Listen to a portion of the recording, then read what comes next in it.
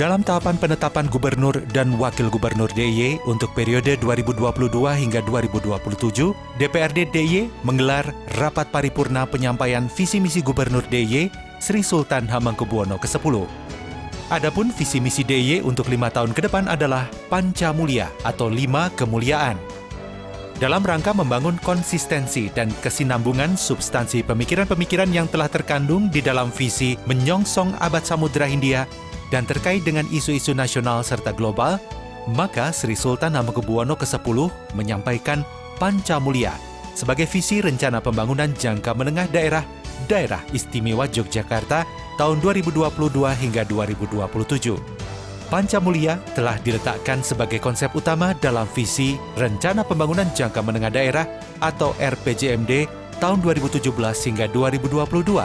Sehingga atas dasar keberlanjutannya dan kesinambungannya, maka Pancamulya diangkat kembali dan diletakkan posisinya sebagai visi RPJMD tahun 2022 hingga 2027. Pancamulya sebagai visi RPJMD tahun 2022 hingga 2027 memiliki keterkaitan dan relevansi substansi dengan amanah dari Undang-Undang Nomor 13 Tahun 2012 tentang keistimewaan DIY, khususnya Pasal 5 yang memberikan amanah pengaturan keistimewaan DIY. Peserta rapat paripurna yang kami hormati, rapat paripurna Dewan Perwakilan Rakyat Daerah Daerah Istimewa Yogyakarta pada hari ini merupakan amanah Undang-Undang Nomor 13 Tahun 2012 tentang keistimewaan DIY dan merupakan rangkaian dari proses tahapan penetapan Gubernur Wakil Gubernur Daerah Istimewa Yogyakarta masa jabatan tahun 2022 tahun 2027 yang diawali dengan proses pemberitahuan dari DPRD DIY kepada Gubernur dan Wakil Gubernur perihal berakhirnya masa jabatan Gubernur melalui surat tanggal 20 Juni tahun 2022. Dengan telah ditetapkan peraturan Dewan Perwakilan Rakyat Daerah Istimewa Yogyakarta nomor 1 tahun 2022 tentang tata tertib penetapan Gubernur dan Wakil Gubernur Daerah Istimewa Yogyakarta masa jabatan tahun 2022-2027 dan telah selesai verifikasi administrasi persyaratan calon Gubernur dan Wakil Gubernur Daerah Istimewa Yogyakarta oleh Panitia Khusus Penetapan, maka sesuai dengan peraturan Daerah Istimewa Yogyakarta nomor 2 tahun 2015 tentang tata cara pengisian jabatan, pelantikan, kedudukan, tugas dan wewenang Gubernur dan Wakil Gubernur, maka tahapan selanjutnya adalah pemaparan visi, misi, dan program calon Gubernur Daerah Istimewa Yogyakarta masa jabatan tahun 2022 tahun 2027. Atas dasar ketentuan tersebut, maka Badan Musyawarah memutuskan dalam rapat tanggal 1 Agustus tahun 2022 menjadwalkan paparan visi, misi, dan program calon gubernur pada tanggal 8 Agustus tahun 2022. Selanjutnya, marilah kita memasuki acara pokok rapat paripurna Dewan Perwakilan Rakyat Daerah Istimewa Yogyakarta, yaitu pemaparan visi, misi, dan program calon gubernur dan wakil gubernur Daerah Istimewa Yogyakarta masa jabatan tahun 2022 tahun 2027. Kepada Sultan Hamengkubuwono ke-10, kami silakan.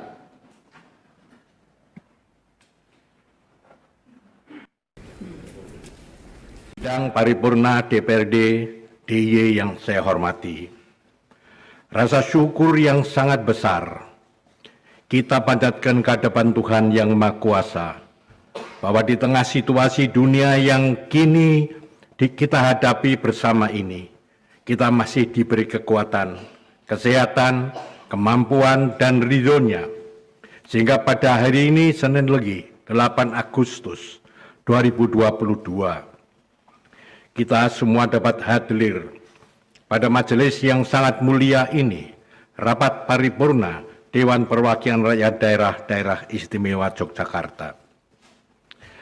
Sebelum memberikan gambaran arah rencana pembangunan jangka menengah daerah Istimewa Yogyakarta tahun 2022-2027, izinkanlah dalam kesempatan ini saya menyampaikan tinjauan garis besar keterkaitan dan kesinambungan antara RPJPD 2005-2025, RPJMD 2012-2017, dan RPJMD 2017-2022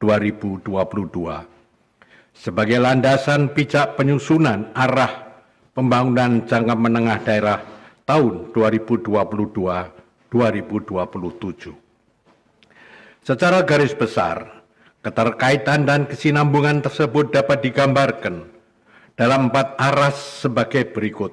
1. Latar belakang dan isu-isu strategis pembangunan.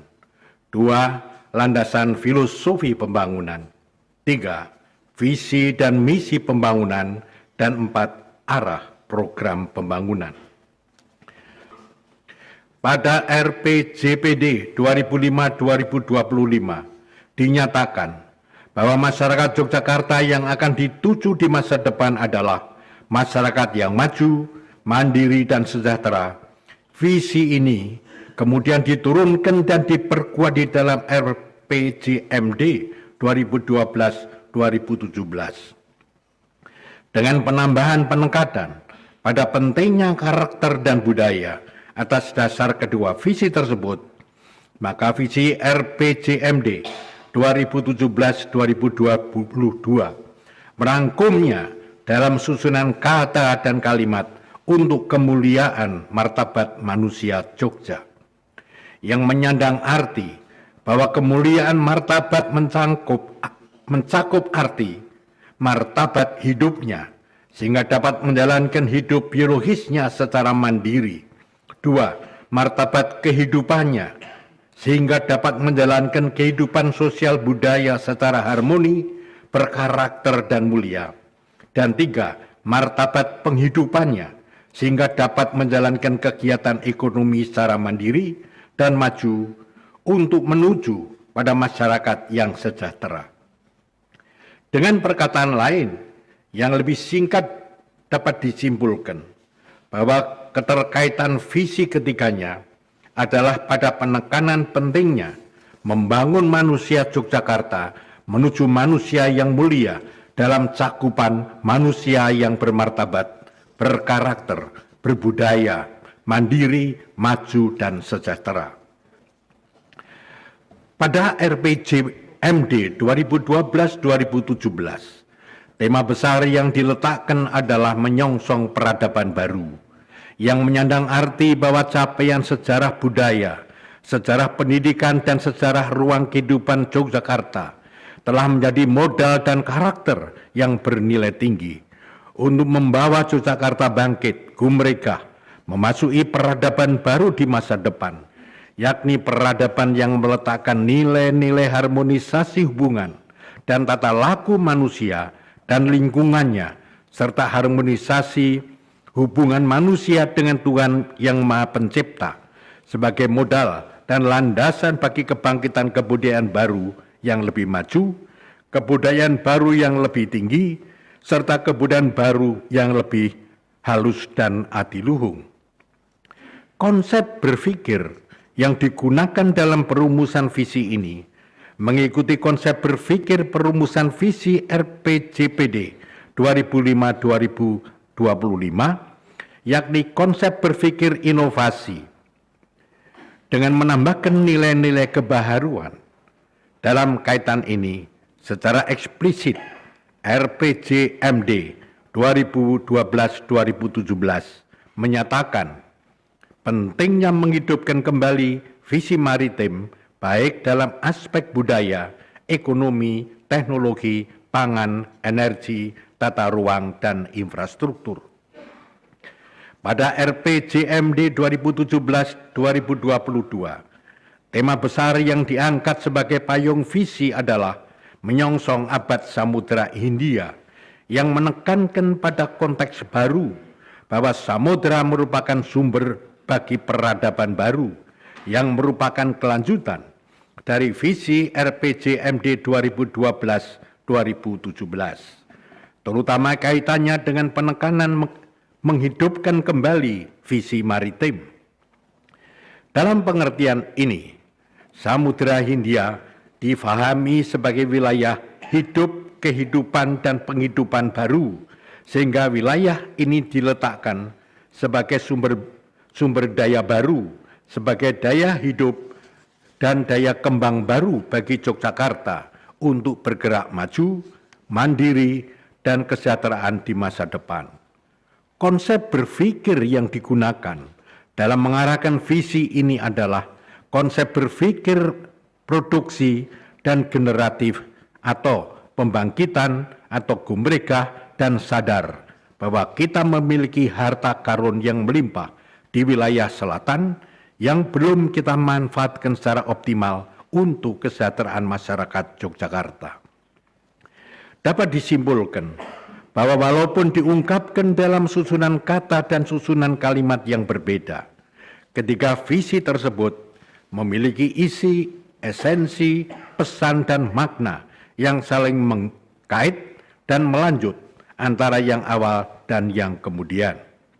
Terdapatnya perbedaan tema besar yang dipakai, memberikan tekanan adanya perbedaan konteks waktu atau konteks zaman yang berbeda, sehingga memerlukan kisi-kisi berpikir yang berbeda untuk melahirkan arahan rinci program yang sesuai dengan konteks permasalahan dan zamannya. 4. Keterkaitan arah program pembangunan. Pada aras ini, nampak sekali bahwa keterkaitan ketiganya menjadi sangat jelas dan konkret. Arah program-program besar yang dituangkan baik dalam RPJPD 2005-2025, RPJMD 2012-2017, dan RPJMD 2017-2022,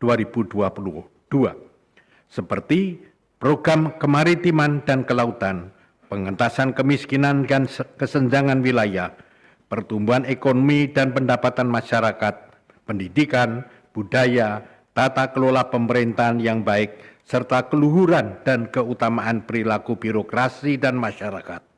Tata ruang yang berkelanjutan, serta infrastruktur merupakan arah program yang berlanjut dari RPJPD 2005-2025 sampai RPJMD 2017-2022.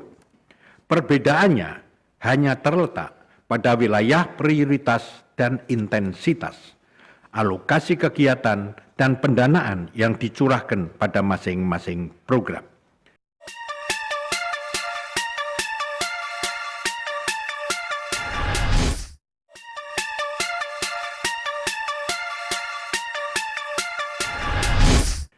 Sidang paripurna DPRD DIY yang saya hormati, atas dasar keterkaitan dan kesinambungan antara RPJPD 2005-2025, RPJMD 2012-2017, dan RPJMD 2017-2022, seperti yang telah dipaparkan tersebut, maka izinkanlah saya melanjutkan dan mengangkat kembali tema menyongsong abad Samudra Hindia sebagai tema besar yang akan menjadi payung berpikir kita untuk membawa arah kebijakan pembangunan DIY ke masa depan. Mengingat tema ini masih sangat sesuai dengan isu-isu terkini maupun ke depan posisi Yogyakarta dalam konteks nasional maupun global. Beberapa isu terkini yang menyangkut Samudra Hindia dan telah menjadi perbincangan aktual dari negara-negara IORA, the Indian Ocean Rim Association, dan relevan dengan posisi Yogyakarta yang memangku Samudra Hindia adalah 1. Blue Economy, 2. Collaboration and Global Governance, dan 3. The Maritime Silk Road, dan sebagainya. Menyangkut blue economy. Blue economy dalam konteks samudera memiliki pengertian ruang pengembangan kehidupan bersama yang berkelanjutan. Bank Dunia memiliki perhatian yang sangat besar terhadap samudera sebagai ruang. 1. untuk pertumbuhan ekonomi yang berkelanjutan. 2. Pengembangan sumber penghidupan dan lapangan kerja. Serta 3. Kelestarian ekosistem samudera. Dalam rekomendasinya untuk pemerintah Indonesia, Bank Dunia mengajukan beberapa strategi pengelolaan ekonomi samudera dalam kerangka Blue Economy. Di antaranya adalah 1. Peningkatan pengelolaan aset laut dan pesisir, termasuk di dalamnya perikanan, mangrove, dan terumbu karang. 2. Memobilisasi insentif dan investasi. 3. Pengembangan pengumpulan dan pemantauan data yang lebih baik. 4. Pengembangan dan integrasi rencana tata ruang. 5. Perluasan kawasan lindung laut. 6. Rencana aksi nasional untuk sampah laut. 7. Program pengembangan pariwisata yang terintegrasi dan berkelanjutan. 8. Bangkit kembali dari pandemi COVID-19 melalui ekonomi samudera.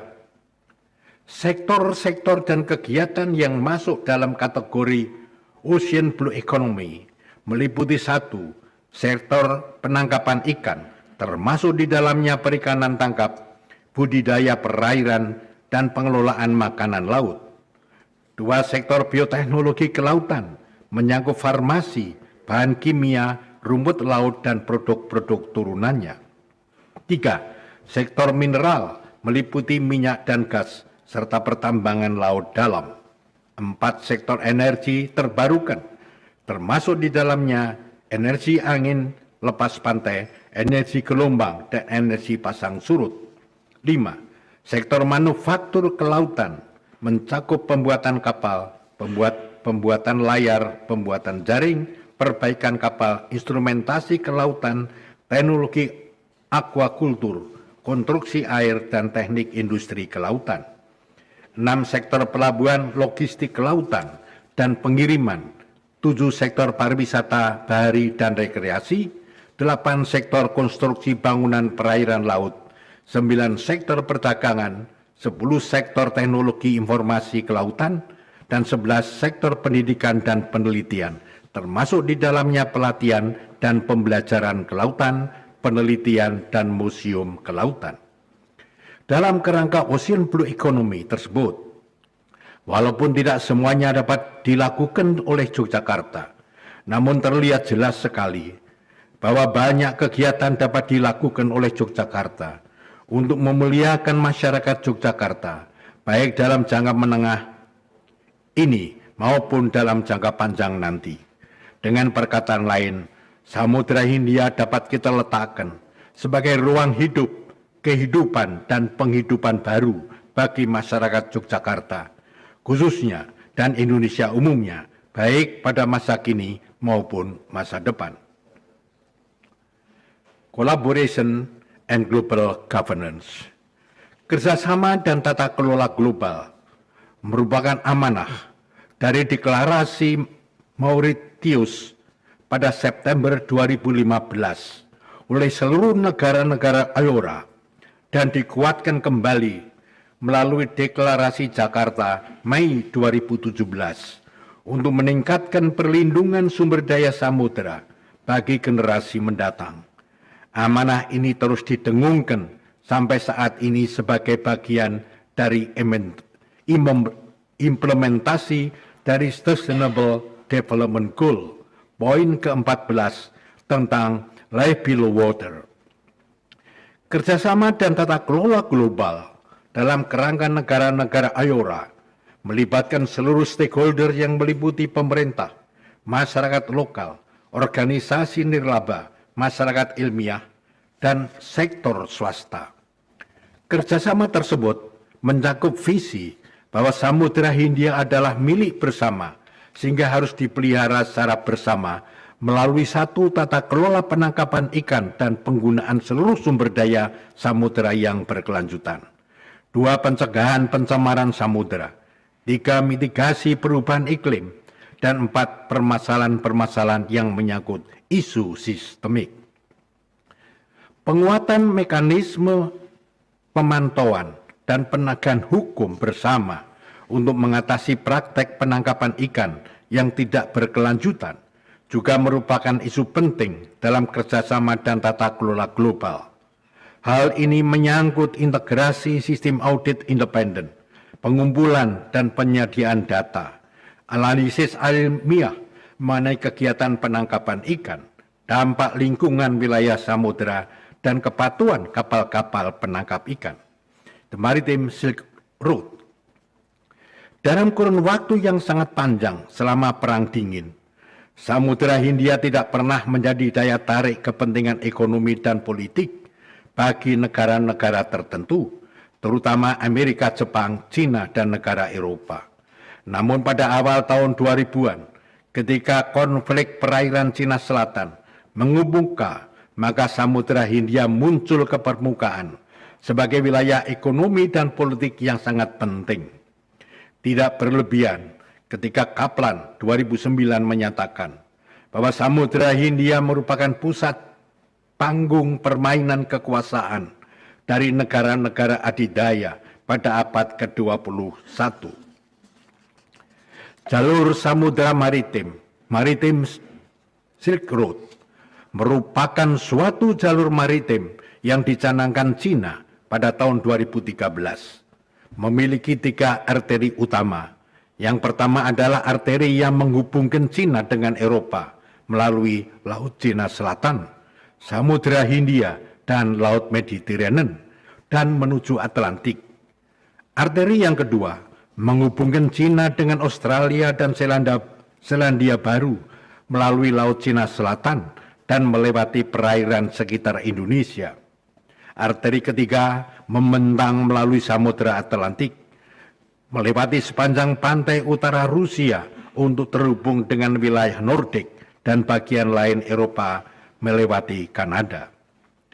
Jalur sutra maritim merupakan jalur temu gelang yang menganyam dunia dengan menghubungkan jalur sutra kuno yang membentang mulai dari Cina, India, Persia, Arab, Mediterranean, Eropa, Samudera Hindia, dan Laut Cina Selatan dengan hampir seluruh jalur maritim dunia saat ini. Nama jalur sutra atau Silk Road atau Silk Roads adalah nama yang diberikan oleh peneliti Jerman Ferdinand Freiherr von Richthofen yang menggambarkan banyak sekali rute yang melintasi Asia dalam yang telah menghubungkan Cinahan dengan dunia Mediterranean. Sidang paripurna DPRD yang saya hormati, mengingat isu-isu terkini seputar Samudera Hindia seperti tersebut di atas, izinkanlah saya juga menyampaikan beberapa isu global lain, isu nasional yang menjadi konteks pembangunan daerah istimewa Yogyakarta, baik pada masa kini maupun masa depan. Menyangkut isu global yang lain, kita semua telah dan sedang menyaksikan adanya tren besar yang sedang terjadi mengenai pergeseran pusat kekuatan, perhatian, dan kegiatan dunia yang semula di barat. Akhir-akhir ini bergerak semakin bergeser ke arah timur, sebagaimana telah diramalkan Nisbet dan Aberdeen dalam Megatrend 2000, pusat perkembangan dunia yang dulunya berada di Mediterranean dan Atlantik, kini telah beralih ke Indo-Pasifik, Nisbet dan Aberdeen 1988. Sejumlah negara besar telah menyiapkan dan melaksanakan strategi mereka menghadapi pergeseran ini, baik secara bilateral maupun multilateral. Negara-negara yang memangku Samudera Hindia telah bergabung dalam asosiasi yang disebut sebagai Indian Ocean Rim Association atau EORA. Tiongkok menginisiasi strategi Belt and Road, sedangkan Jepang meluncurkan strategi Free and Open Indo-Pacific 2019. Amerika memiliki program Indo-Pacific Strategy 2022. Dan pada saat yang sama, Amerika, Jepang, India, Australia bersama-sama membentuk Squad yang kini meluas dengan bergabungnya sejumlah negara-negara Eropa.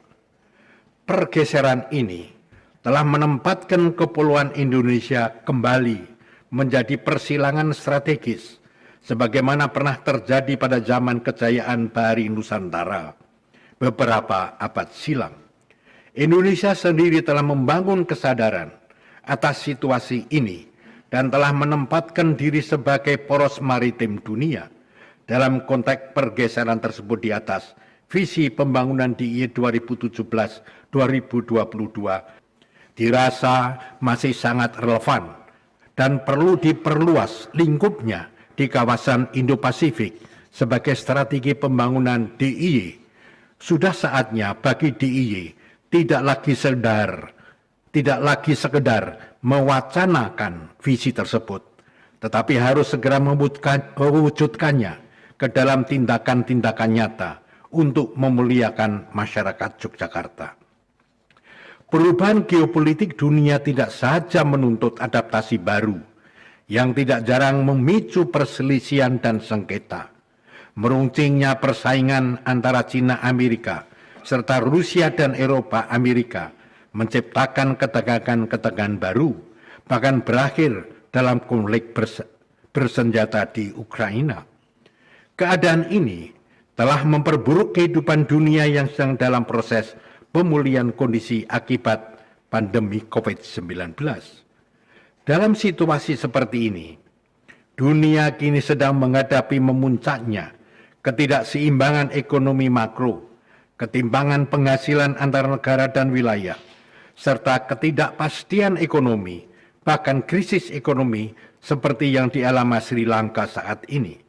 Kondisi ini tentu saja menjadi tantangan yang cukup berat bagi hampir semua negara. Untuk dapat lepas dari kondisi tersebut di atas, secara cepat dibutuhkan kerjasama seluruh negara di dunia agar situasi yang tidak menentu segera dapat diakhiri. Upaya-upaya peredaan ketegangan dunia melalui diplomasi yang handal menjadi salah satu solusi yang tepat.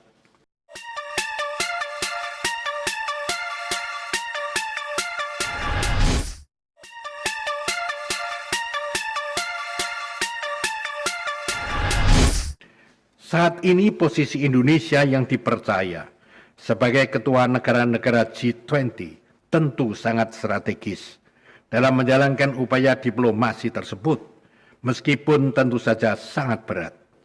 Dalam kerangka seperti ini, DIY dapat memberikan kontribusinya kepada Indonesia dan dunia melalui jalan diplomasi kebudayaan yang menjadi kekuatan utamanya. Isu global lain yang menjadi perhatian besar dunia saat ini adalah perubahan iklim yang telah menimbulkan bencana di berbagai belahan dunia. DIY memiliki filosofi Hamemayu Hayuning Bawono dapat memberikan sumbangsi yang besar dalam tata kelola dunia yang lebih baik. Sumbangsi yang dimaksud tidak harus melalui program besar yang mendunia, tetapi dengan tindakan nyata keseharian yang dapat dimulai dari Yogyakarta. Dalam konteks ini, Jogja dapat membuktikan kemampuannya untuk menanggulangi penurunan kualitas lingkungan hidup yang terjadi dan menciptakan lingkungan yang lebih baik untuk hidup, kehidupan, dan penghidupan warga Yogyakarta. Dengan demikian, DIY diharapkan akan menjadi percontohan atau teladan dalam mewujudkan keindahan, kenyamanan, dan ketenteraman dunia. Dalam perspektif pembangunan nasional, pemerintah telah melihat potensi besar di wilayah DIY untuk dapat berkontribusi terhadap pencapaian target pembangunan yang telah ditetapkan. Pada skala nasional, DIY dapat diandalkan dan akan menjadi prioritas nasional sebagai salah satu sentra industri 4.0, terutama untuk kuliner, kimia, tekstil, dan pakaian jadi. Pada ranah ipteks, DIY diharapkan mampu mendukung pengembangan sains teknopark dan transformasi digital. Sedangkan di ranah pembangunan sosial, DIY ditargetkan menjadi contoh baik dalam keberhasilan penurunan stunting dan kematian ibu, serta penerapan perlindungan sosial menyeluruh terpadu. Perpres 2020 RPJMN 2020-2024. Di bidang pariwisata, pemerintah pusat telah melibatkan DIY dalam rencana terpadu pengembangan pariwisata Integrated Tourism Master Plan Borobudur Jogja Prambanan dan menyiapkan pembangunan infrastruktur jalan tol yang akan memperlancar konektivitas DIY dengan wilayah lain. Semua kebijakan dan program nasional tersebut tentu saja sangat perlu disesuaikan dengan nilai-nilai budaya Yogyakarta dan diselaraskan dengan tujuan pembangunan manusia seutuhnya yang menjadi kebijakan pembangunan DIY. Pemindahan ibu kota NKRI ke Kalimantan Timur tentu juga akan membawa dampak bagi geopolitik DIY dalam percaturan nasional. Namun pada era digital dan teknologi transportasi yang semakin maju, posisi fisik geografis DIY tidak lagi menjadi hambatan.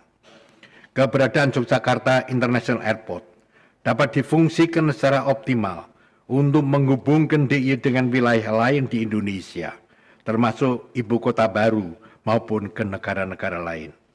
Sidang paripurna DPRD DIY yang saya hormati, dalam rangka membangun konsistensi dan kesinambungan substansi pemikiran-pemikiran yang telah terkandung di dalam visi menyongsong Empat Samudra Hindia dan terkait dengan isu-isu nasional serta global seperti telah dipaparkan tersebut.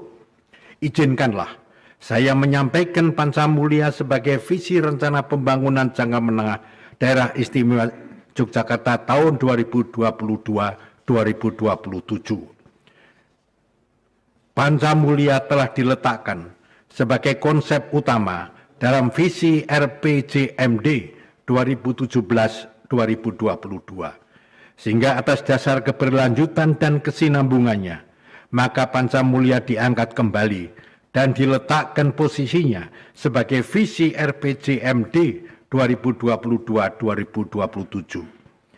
Pancamulia sebagai visi RPJMD 2022-2027 memiliki keterkaitan dan relevansi substansi dengan amanah dari Undang-Undang Republik Indonesia Nomor 13 Tahun 2012 tentang keistimewaan Daerah Istimewa Yogyakarta, khususnya Pasal 5 yang memberikan amanah pengaturan keistimewaan DIY bertujuan untuk 1.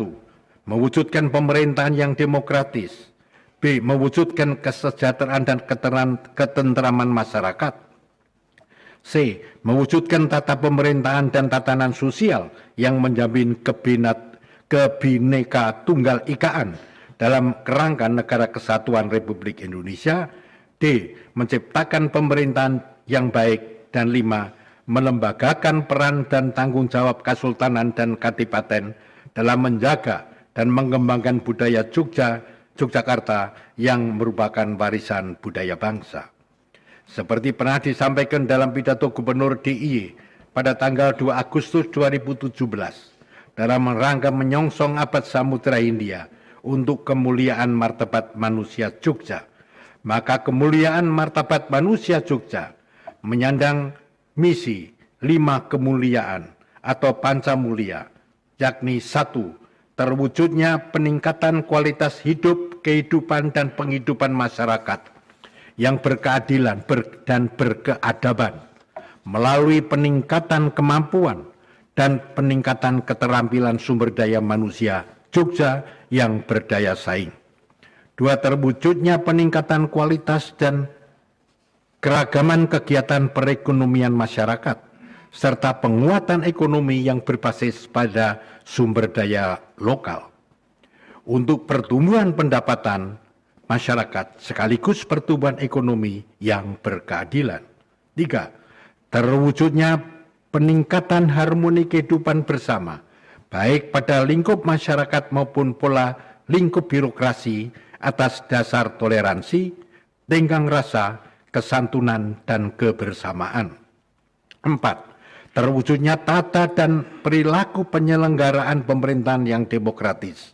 Dan 5, terwujudnya perilaku martabat dari para aparatur sivil, penyelenggara pemerintahan atas dasar tegaknya nilai-nilai integritas yang menjunjung tinggi kejujuran, nurani rasa malu, nurani rasa bersalah, dan berdosa apabila melakukan penyimpangan-penyimpangan yang berupa korupsi, kolusi, dan nepotisme.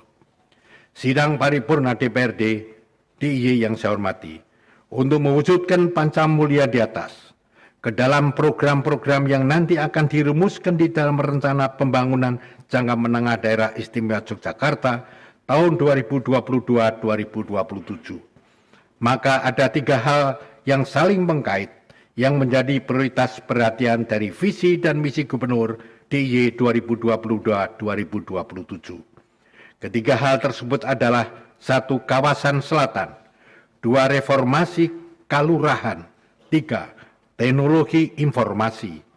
Ketiga hal tersebut apabila digambarkan dalam diagram segitiga, maka akan kita dapati kawasan selatan sebagai ontologi ada pada kaki kiri segitiga, reformasi kalurahan sebagai epistemologi pada kaki kanan segitiga, dan teknologi informasi dan budaya inovasi sebagai alat yang memiliki kapasitas aksiologis ada pada titik atas segitiga, sedangkan di tengah atas pada pusat segitiga kita dapati Pancamulya manusia Jogja sebagai tujuan dan sasaran utama dari visi dan misi.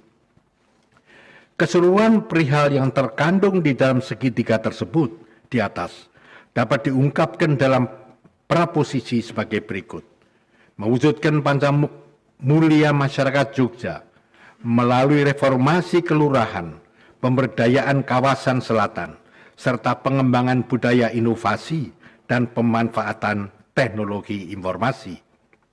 Dipilihnya kawasan selatan sebagai prioritas pembangunan Yogyakarta dalam 5 tahun ke depan menyandang maksud pertama, kawasan ini yang mencakup wilayah bagian selatan Kabupaten Kulon Progo, Bantul, dan Gunung Kidul merupakan wilayah yang masih memiliki angka kemiskinan yang relatif tinggi dibanding dengan wilayah tengah dan utara, yakni kota Jogja dan Sleman.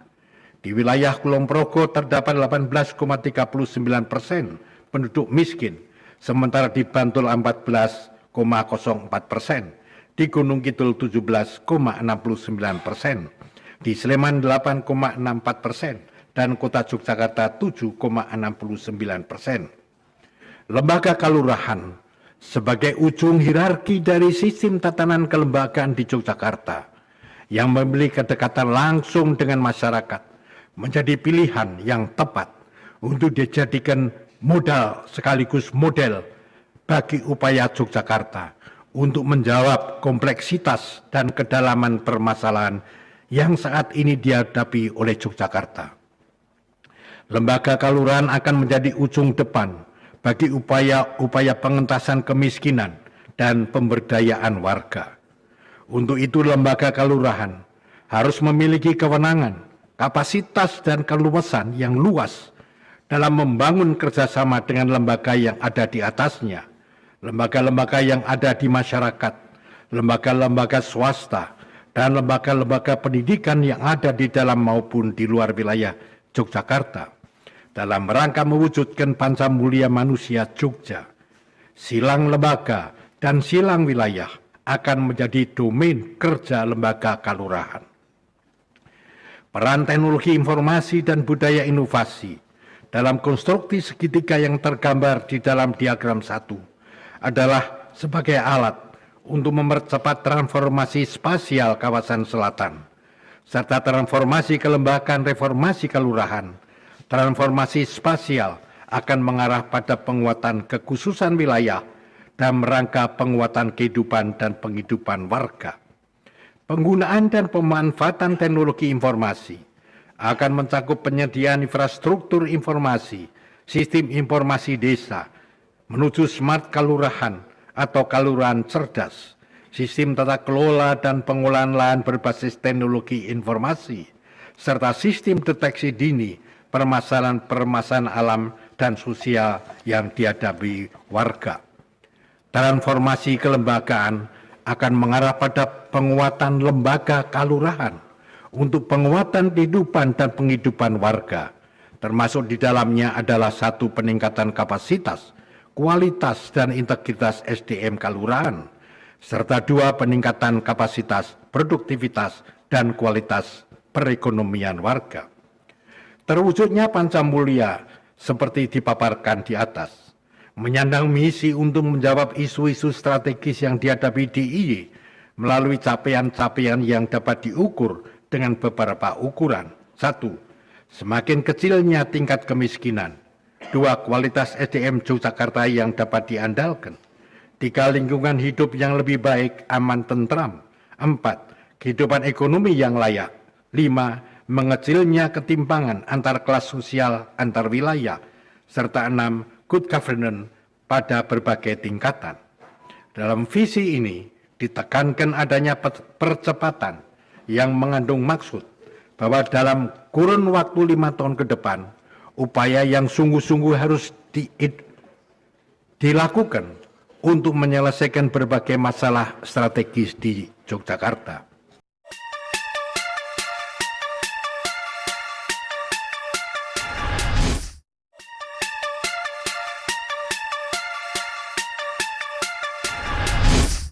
Pancamulya sebagai visi gubernur DIY 2020-2027 merupakan visi dasar yang nantinya akan menjadi rujukan dalam menyusun RPJPD 2025-2045. Visi dasar ini juga ditujukan untuk menganyam keberlanjutan visi RPJPD 2005-2025 dengan visi RPJPD 2025-2045. Mengingat pada kurun 2022-2027 merupakan kurun waktu di mana RPJMD akan berada di tengah waktu berakhirnya RPJPD 2025. Berdasarkan visi yang telah dipaparkan di atas, maka dapat dirumuskan 4 misi yang pada prinsipnya merupakan pernyataan upaya yang harus dikerjakan agar visi yang telah ditetapkan dapat terwujud. 4 misi yang dimaksud adalah: 1.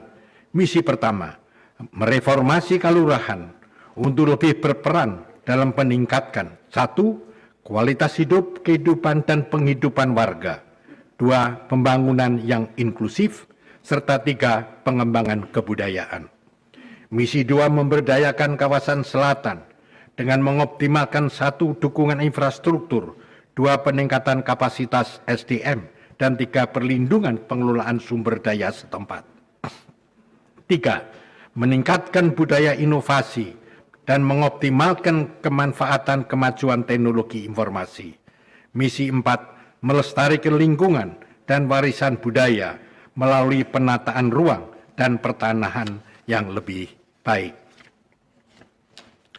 Sidang Paripurna DPRD DIY yang saya hormati, dalam rangka mewujudkan pemikiran serta visi dan misi di atas, ke dalam langkah-langkah kebijakan operasional, izinkanlah saya menyampaikan arah pembangunan bidang strategis yang sangat diperlukan di DIY dalam waktu 2020-2027. Bidang ekonomi. Dalam bidang ekonomi, beberapa arah pembangunan yang sangat penting untuk dilakukan dalam 5 tahun ke depan adalah: 1. Memastikan pemenuhan barang publik yang menjadikan masyarakat lebih sehat, lebih aman, lebih nyaman, dan lebih damai. 2. Mengembangkan infrastruktur yang menjamin masyarakat dapat beraktivitas selaras dengan kebutuhannya, sehingga dengan berbagai keterbatasannya mampu mengakses sumber-sumber pertumbuhan ekonomi, baik langsung maupun tidak langsung.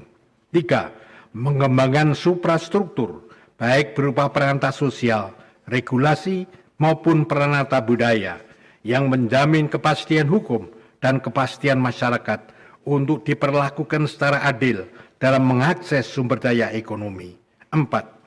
Meningkatkan akses peluang dan kesempatan masyarakat untuk mengakses pendidikan formal maupun non-formal dalam rangka memutus rantai kemiskinan.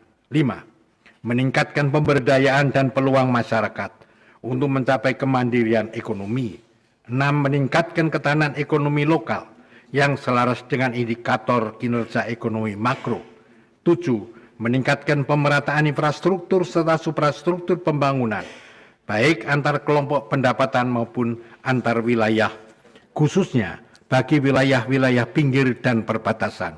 8. Meningkatkan akses dan pemanfaatan infrastruktur teknologi bagi masyarakat kelas bawah. Bidang pariwisata. Dalam bidang pariwisata, beberapa arah pembangunan yang sangat penting untuk dilakukan dalam 5 tahun ke depan adalah: 1. Mengoptimalkan sinergi pariwisata dengan budaya, pendidikan, dan ekonomi kreatif untuk menghasilkan produk wisata berbasis budaya yang kreatif dan inovatif. 2. Mengoptimalkan pengembangan ekonomi kepariwisataan yang melibatkan wilayah selatan dan wilayah-wilayah dengan tingkat kemiskinan tinggi. 3. Meningkatkan resiliensi desa wisata. 4. Mempercepat digitalisasi sektor pariwisata. 5. Meningkatkan kompetensi SDM dan standar usaha pariwisata. Dan 6. Menguatkan kelembagaan desa wisata dan tata kelola industri pariwisata. Bidang kebudayaan. Dalam bidang kebudayaan, beberapa arah pembangunan yang sangat penting untuk dilakukan dalam 5 tahun ke depan adalah: kebudayaan Among Tani Dagang Layar harus mampu menjadi sumber daya untuk meningkatkan kualitas SDM, serta menghapus kemiskinan dan kesenjangan tanpa merusak alam. 2. Kebudayaan Among Tani Dagang Layar harus mampu menjadi arahan, model, dan inspirasi dalam menyiapkan peranata reformasi kalurahan. Dan 3. Mengembangkan ekosistem kebudayaan Among Tani Dagang Layar yang tanggap dan kritis memanfaatkan perkembangan teknologi informasi. Bidang sosial. Dalam bidang sosial, beberapa arah pembangunan yang sangat penting untuk dilakukan dalam 5 tahun ke depan adalah: 1. Meningkatkan modal sosial, identitas, dan kebahagiaan melalui pengembangan kapasitas kalurahan dan organisasi warga, serta meningkatkan literasi dan kearifan dalam menggunakan media sosial. 2. Meningkatkan kerukunan dan toleransi melalui keteladanan, pendidikan, keterbukaan, serta berbagai rembuk warga, serta meningkatkan literasi dan kearifan warga dalam menggunakan media sosial. Menguatkan kepribadian, inovasi, penguasaan teknologi informasi, serta kemampuan kompetisi melalui pendidikan dan berbagai program pelatihan. Bidang pendidikan. Dalam bidang pendidikan, beberapa arah pembangunan yang sangat penting untuk dilakukan dalam 5 tahun ke depan adalah: 1. Memastikan tersusunnya batasan, kriteria, pendidikan khas kejogjaan. 2. Meningkatkan kualitas pendidikan dasar dan menengah. 3. Meningkatkan peringkat DIY atas hasil PISA, Program for International Student Assessment.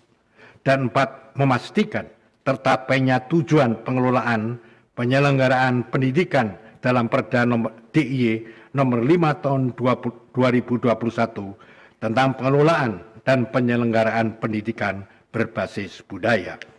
Bidang lingkungan hidup. Dalam bidang lingkungan hidup, beberapa arah pembangunan yang penting untuk dilakukan dalam 5 tahun ke depan adalah: 1. Melakukan konservasi kawasan-kawasan khusus mencakup Gunung Merapi National Geopark dan daerah aliran sungai melalui berbagai program kolaborasi multi publik. 2. Mengendalikan pencemaran lingkungan termasuk air, tanah, dan udara, khususnya kawasan urban, melalui penegakan hukum dan pelibatan masyarakat. 3. Memastikan pembangunan rendah karbon di berbagai aspek pembangunan. 4. Mengurangi risiko bencana melalui kolaborasi berbagai pihak. Dan 5. Meningkatkan mitigasi dan adaptasi terhadap bencana melalui peningkatan kapasitas dan keterlibatan semua pihak. Bidang tata pemerintahan dalam bidang tata pemerintahan, beberapa arah pembangunan yang sangat penting untuk dilakukan DIY dalam 5 tahun ke depan adalah: 1. Membangun pola hubungan yang baru antara pemerintah kelurahan dan warga melalui penyesuaian tata kelembagaan desa dan membangun kultur organisasi yang baru, melahirkan kebijakan dan pelayanan publik yang berwawasan inklusi, bersih, dan berkelanjutan. 3. Menerapkan pendekatan open governance dalam perencanaan dan pengelolaan penganggaran dana keistimewaan dan dana desa. Dan 4. Meningkatkan kapasitas koordinasi dan sinergi antar lembaga pemerintah dalam pengelolaan data yang dapat dipercaya. Reformasi kelurahan. Khusus untuk reformasi kelurahan, arah pembangunan yang sangat penting untuk dilakukan DIY dalam 5 tahun ke depan adalah: 1. Membangun tata reformasi kelurahan yang sederhana dan mudah dimengerti oleh masyarakat dengan 3 target prioritas, yakni: A. Penurunan angka kemiskinan, B. Penurunan angka stunting, dan C. Peningkatan indeks kepuasan masyarakat. 2. Membangun integrasi sistem keuangan melalui sistem aplikasi yang menyatukan pemerintah kelurahan, pemerintah kabupaten kota, dan pemerintah DIY. 3. Membangun integrasi sistem pengelolaan aset desa, termasuk di dalamnya sistem informasi pertahanan tanah desa, serta tanah kesultanan dan kadipaten. 4. Membangun integrasi profil kelurahan dan sistem informasi desa yang menyatukan sistem informasi kelurahan, sistem informasi kabupaten kota, dan sistem informasi DIY. 5. Menata ulang sistem birokrasi kelurahan yang menyangkut langkah-langkah: A. Penguatan organisasi kelurahan, B. Penataan manajemen SDM aparatur kelurahan, C. Penataan tata laksana pemerintahan, D. Penguatan akuntabilitas pemerintah kelurahan, dan E. Penguatan kualitas pelayanan publik. Sidang paripurna DPRD DIY yang saya hormati, pada hakikatnya pembangunan DIY adalah upaya bersama pemerintah dan masyarakat. Keberhasilan pencapaian pembangunan DIY tidak hanya tergantung pada pemerintah saja, melainkan juga pada seluruh warga dan masyarakat Yogyakarta. Untuk itu sangat diperlukan upaya bersama yang menyatu, tekad dan semangat pengorbanan yang besar, serta semangat bersama untuk bangkit dalam meraih masa depan yang lebih baik, guna mewujudkan kemuliaan masyarakat Yogyakarta. 5 tahun ke depan adalah masa yang akan penuh dengan tantangan-tantangan besar di berbagai bidang. Namun tentunya juga penuh dengan peluang-peluang besar yang dapat diambil sebagai kekuatan perubahan Yogyakarta dalam 5 tahun ke depan dan waktu-waktu berikutnya, termasuk tentu saja dalam menyongsong Indonesia Emas dan 100 tahun kemerdekaan Indonesia di tahun 2045 nanti. RPJMD DIY 2022-27 harus menjadi landasan pijak yang kuat untuk membawa Yogyakarta dan Indonesia menuju masa keemasan. Akhir kata, semoga Tuhan Yang Maha Kuasa selalu memberikan perlindungan dan melimpahkan berkah serta harapannya kepada kita semuanya. Amin. Wassalamualaikum warahmatullahi wabarakatuh. Terima kasih.